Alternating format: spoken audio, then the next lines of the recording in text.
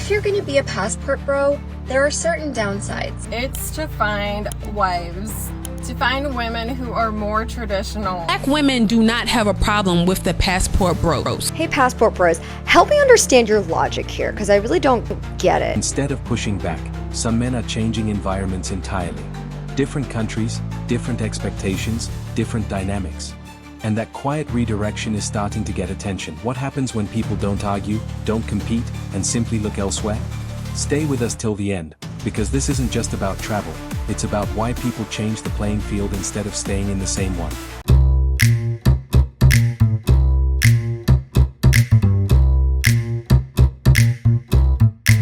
This one's for the men who would just say they've given up on Western women and are gonna go abroad for a woman. I understand some of your frustrations, but if you're gonna be a passport bro, there are certain downsides. First of all, you have no idea if this woman is using you for a visa or your money. You're not gonna be able to have fun banter with her. She might be more feminine, but she might not feel like your best friend. She might feel more like a maid service. Number two, you're definitely going to run into some cultural differences. Is she going to be willing to give up her family, her friends, her career just to come to the States for you? You guys are also going to run into the issue of where to live. Or are you willing to move there? Passport broing is a cop-out for something that can be easily solved. At first, it looked like a niche trend. A few men exploring relationships abroad, talking about different experiences, different outcomes. Nothing major. This passport bros video going around where American women are getting kind of upset that when are we gonna escape this mentality? She said that these bros are not marrying foreign women because they speak a little English or because they have a lack of education, but because they're more nourishing and more caring. You're describing a maid, a free lift and one for the rest of your life at that. And at the end of the video, she's like, oh, this is mutually beneficial. And if it doesn't work out for you, just leave. Leave where? With who? With what money? In a foreign country where you speak little English and have little education? Just do like a little more thinking, girl. Why do they want to marry women that can't speak the predominant language? Because they're easier to control. It's not as easy as you're saying. So stop misinforming people. Stop defending these lowlives who are preying on our sisters. But over time, that idea started spreading. Not because it was promoted heavily, but because it offered an alternative to a system some felt wasn't working for them. Black women do not have a problem with the passport bros. What we have a problem with is on black women as a reason to go over to take advantage of women who are not financially stable. You're going over there to find somebody who's going to treat you like a king in all your mediocrity. Don't blame us for that. I gotta go off of what I've seen. They cater to you to a T. I know someone that has married someone and brought her over here. It looks like she's out of magazine. She would be a model over here, right? Do you think if she was born in America, she would be with him? No, she would not be with him. Do you know why? Because they're poor. Y'all are taking advantage of these women, blaming us. Black women are this, black women are that, as if we're causing you to take advantage of these women. Leave us the f out of it. The key detail here is choice. Instead of trying to fix what they see as a mismatch, some people are choosing to operate in a different environment altogether. Why do you think so many men are traveling overseas to find wives in other countries? Men are traveling overseas to find wives in other countries? Why? I'm right here. I'm single. No, Why? I want to be married. If men are traveling overseas to countries that have less money and less education, it's because they want a woman who is dependent on them for their livelihood, for their resources, to have a good life. And I don't think that that is a good thing. But you think the reason that men are not satisfied with the women in this country and they're looking elsewhere outside men aren't satisfied with the women in this country? I don't think the majority of men are not happy with women in this country. Maybe it's not the majority of men, but it's starting to become a movement. Well, fuck you. Go away. Go find your women wherever you want. If you're not satisfied, I don't know what to tell you. If you want a woman who barely even speaks English and just has to your go for it. Well, I'm just asking on behalf of those men, I suppose. So. And when enough people make that decision, it stops being random, it becomes a pattern. A visible shift in behavior. Talk about passport bros. Only women they'll be getting are the ones that they're paying for, or women from impoverished areas that are desperate, or women from impoverished areas that are desperate, or women from impoverished areas that are desperate. Foreign women don't want the passport bros either, but they do want their money, probably more than American women want their money. A few moments later. What does a man gotta bring to the table to be with you? His money. Money. Like 100,000. At least 50, 60. I like the rich scammers. I want the scammer. That's fast money. I need all his money. He need to get that trap money. He's gotta be a millie. What do you mean? Millionaire. What makes it interesting is the reaction. Not necessarily anger, but confusion. Because the expectation was adaptation within the system, not departure from it. Those passport men can't offer respect. That's why they going overseas, cause we refuse to get treated like a stray dog. Okay, I'm not going down to your level, but I'm gonna let the crowd have fun with this. Good luck. At the same time, the men making these choices often describe it as optimization. Looking for alignment in values, expectations, and lifestyle, just in a different setting. Hey, passport bros, help me understand your logic here, because I really don't get it. So you complain about American women, how they're of no value, they're just after you for your money, they just seem like too much work to get, not feminine enough or submissive enough. Your solution is to pack up all the things you know, leave all the people you love, move to a country you're not familiar with, to a place where their language might not be your own, in a new culture, to maybe meet a woman that will be very obviously into you because of your money. How is this, it just seems like a lot of work. If working to get a woman is the thing you're trying to avoid, that just seems like a lot. So I don't know if you guys follow the Reddit account of Passport Bros. I do. It seems like almost every post is about how it doesn't actually work. Women in these countries, they're going to use you for your money, but then have a more connection with the men that actually speak their language, men that are actually within their culture. They're just laughing behind your back because they know that they're just using you for your wallet, the thing you were trying to avoid by leaving America to begin with. Make it make sense. But this isn't one-sided.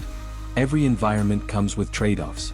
Cultural differences, expectations, long-term compatibility, all of it still matters. So this is such a great question. If you've ever actually looked at the Manosphere, you will find that it is filled with men of all different ethnic groups and ethnicities. And I mean, quite frankly, the Black Manosphere really came out of the Manosphere, which was originally really dominated and ran by white men and men of other ethnicities who were just tired of feminism, and they went to online as a place to try to find solace and as a way to try to voice some of their concerns. So Black men are not the only ones going online and complaining. Like, the Manosphere literally consists of men, white, Asian descent, Hispanic descent, and the likes, who have gone online and are organizing as a way to try to fight for the rights. So it is a mischaracterization to say that just Black men are talking bad about Black women. That's not true at all. Now, it just so happens that entertainment has always been based upon Black people's dysfunction. Like, that's always been the thing. So anytime Black people do anything crazy, it's going to be at the forefront of America just because of where we rank in society. But don't believe that it's just Black men talking stuff. Men in general in the West are tired of feminism, and therefore they are going to countries that are not nearly as dominated by feminism. And that's why I say, if you listen to some of their concerns, you may or may not agree with their delivery, and you may not agree with all their points, but some of the stuff is really valid. The bigger picture is about incentives. People go where they feel understood, where their effort feels matched, where outcomes feel clearer. This is the biggest mistake that you passport bros keep making. You arrive in Latin America or Asia convinced that the women there are all submissive, endlessly grateful, and will see them as some kind of American hero once they marry them and bring them to the States. Couldn't be more wrong. These women are tigers, fiery, strong, resilient, raised in countries where nothing is given and everything is earned. They despise weakness and only become soft and submissive to a strong, assertive man who holds his ground.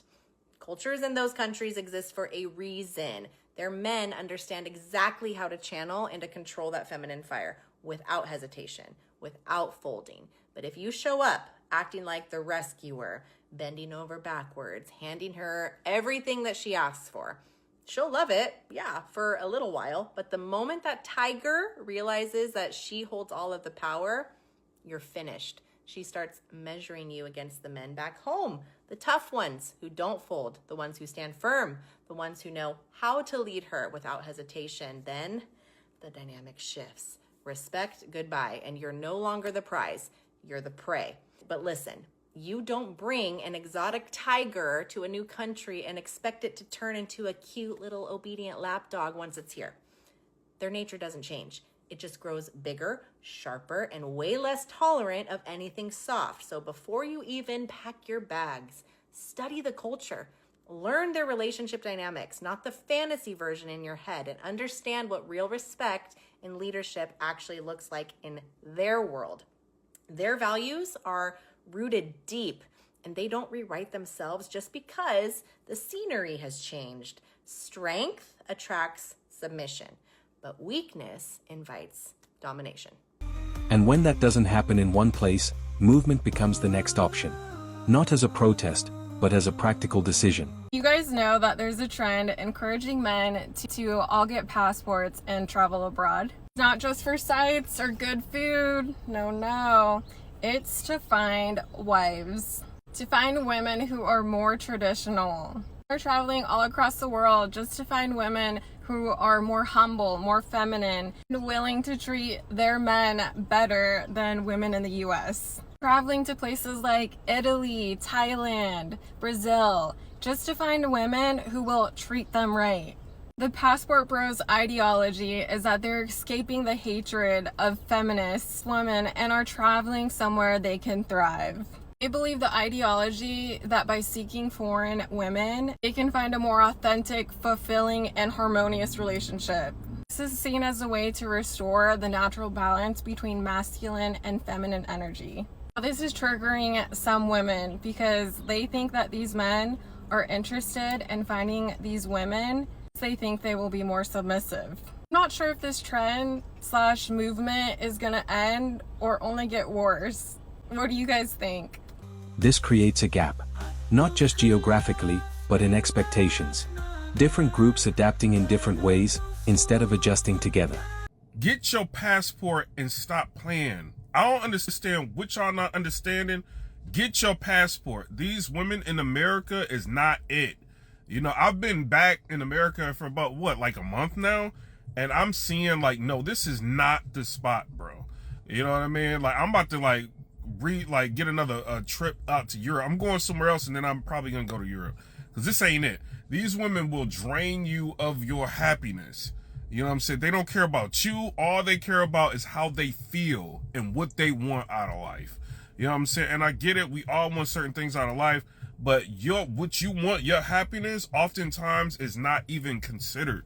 You know what I mean? Like, so, if I find a European woman, a woman from the Netherlands, Germany or something, I'm out of America, bro. Like, ain't no way I'm staying here. Nah. Like, I done already made my mind up. No way.